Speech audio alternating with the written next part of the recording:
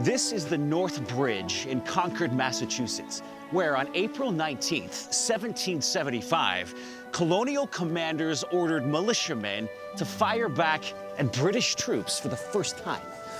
The Battle of the North Bridge was later memorialized by Ralph Waldo Emerson in his 1837 poem, Concord Hymn, which starts, "By the rude bridge that arched the flood, their flag to April's breeze unfurled. Here once the embattled farmers stood and fired the shot heard round the world."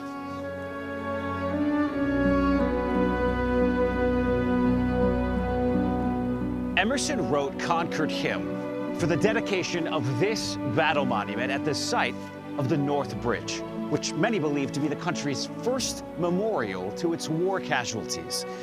The shot heard round the world was immortalized forever as the official start of the American Revolution.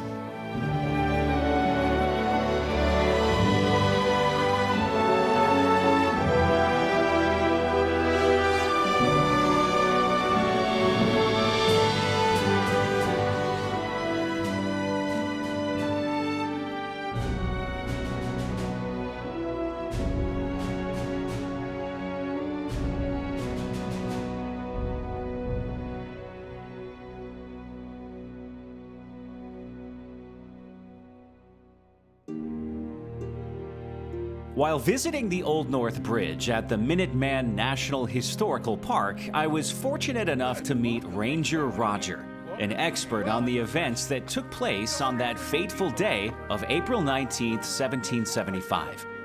He was kind enough to spend a few minutes with me, giving me some more details about what took place there at the bridge. This is the place where the American Revolutionary War began. This is the opening day of the American Revolutionary War. The revolution has already gone on in the minds of American people, but the British government have other ideas about what British America is going to be used for and how it's going to be governed. Roger, take us through really the events that took place here and maybe a little bit of the lead up to them. As a result of the growing tension between Great Britain and the people here in this part of America, especially this part of America, the most rebellious of all the colonies, the British have suspended civil government here. They've closed the port of Boston. Pretty much where there are redcoats, that is British soldiers, where they've been brought to act as police, that's where these rules have effect. Out here in the countryside, they don't.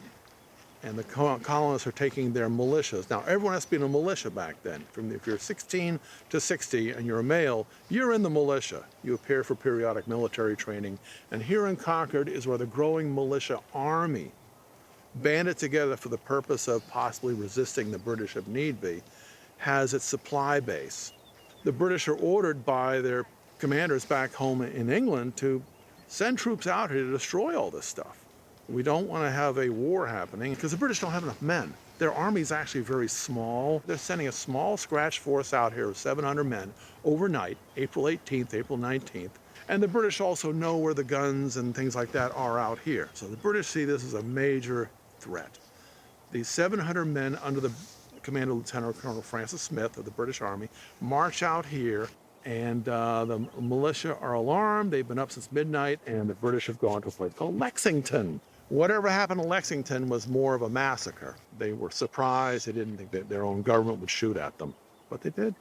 And you'll muster together your colonial troops, your militiamen, and their better trained counterparts, the Minutemen. They march down this road here, and eventually they will come to the top of that hill over there. And the men on top of the hill, about 100, they're up there wondering, what do we do? Here's what you're gonna do. March down upon the bridge. There's British soldiers down there. Go down, confront them, but do not fire unless fired upon. They only do this, apparently, depending on what historical record you read, after the colonists had seen fires burning downtown. What's someone going to think? All these fires burning look to the colonists up on that hill over there like, They're destroying our town. are we going to fight back? Are we going to let them do this to us? Look, they're even burning down our own town.